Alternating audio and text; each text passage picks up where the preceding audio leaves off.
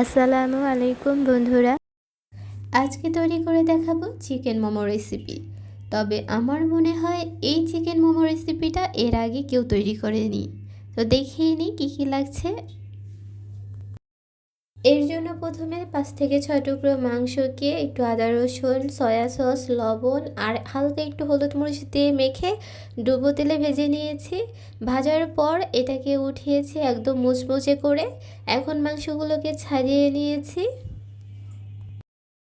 এই পর্যায়ে এসে মাংসগুলো এটা ব্লেন্ডারে জারে নিয়েছি আর এটাকে ব্লেন্ড করে নিব। ব্লেন্ড করলে এটা পুরোপুরি গুঁড়ো গুঁড়ো হয়ে যাবে, যেটা হাত দিয়ে করা একেবারেই সম্ভব ছিল না।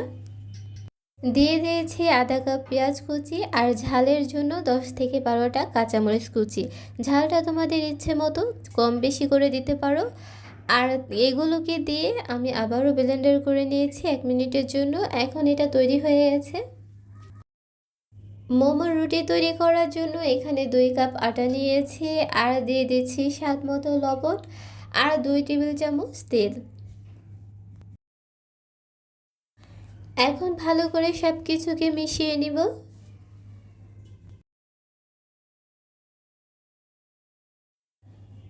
মেশানো হয়ে গেলে কুসুম গরম পানি দিয়ে ডোটা তৈরি করে নিব।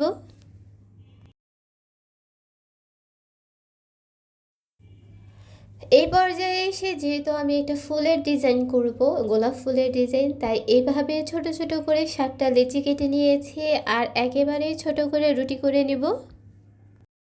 সবকটা রুটি বেলা হয়ে গেলে একটু চাপ দিয়ে দিয়ে এভাবে লম্বা করে সাজিয়ে নিতে হবে, একটার উপর একটা রেখে।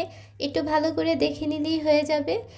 এর মাঝখানে এভাবে লম্বাটে করে চিকেনের পুরটা দিয়ে দিতে হবে।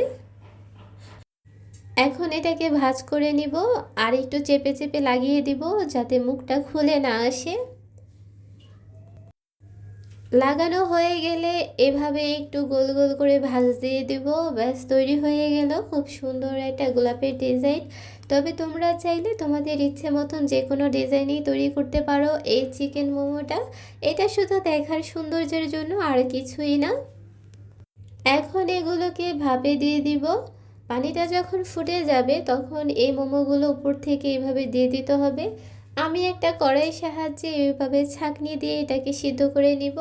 তবে তোমরা চাইলে এটা রাইস কুকারেও সিদ্ধ করে নিতে পারো, কোনো সমস্যা নেই। এটাকে ভাপে বসিয়ে দিয়েছিলাম 5 থেকে 6 মিনিটের জন্য। এখন এটা পুরোপুরি হয়ে গেছে। এখন এগুলোকে নামিয়ে নিব। এই মোমোর জন্য একটা চিলি অয়েল তৈরি করে নিব। এর জন্য নিয়েছি হাফ চামচ চিলি ফ্লেক্স আর নিয়ে নিচ্ছি হাফ চামচ লাল মরিচের গুঁড়ো আর দিয়ে দিচ্ছি 1 চামচ সাদা তিল। আর এখানে যে তেলটা ব্যবহার করছি এটা কিন্তু পুরোপুরি গরম একটা তেল। এখানে তেল দিয়েছিলাম প্রায় 4 টেবিল চামচের মতো। এখন সব কিছুকে ভালো করে মিশিয়ে নিব আর দিয়ে দিচ্ছি 1 চামচের মতো লেবুর রস। দিতে হবে 1 চামচ সয়া সস। এখন সব কিছুকে ভালো করে মিশিয়ে একটা ছাঁকনির সাহায্যে এগুলোকে ছেঁকে নিব।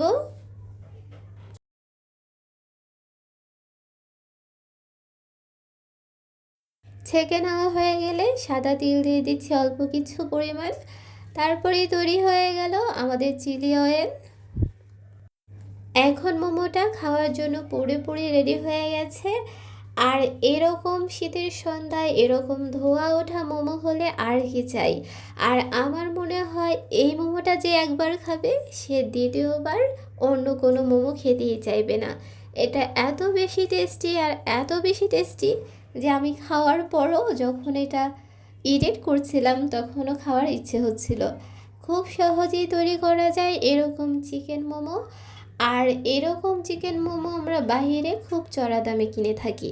তাই ঘরে যদি স্বাস্থ্যকর উপায় তৈরি করা যায় এরকম ইউনিক ইউনিক মোমো, তাহলে কেন বাহির থেকে কিনে খাবো। তো এই মোমোটা কিন্তু ভীষণই টেস্টি হয়েছে। চাইলে এরকম মোমো তোমরাও বাসায় তৈরি করে নিতে পারো খুব সহজে।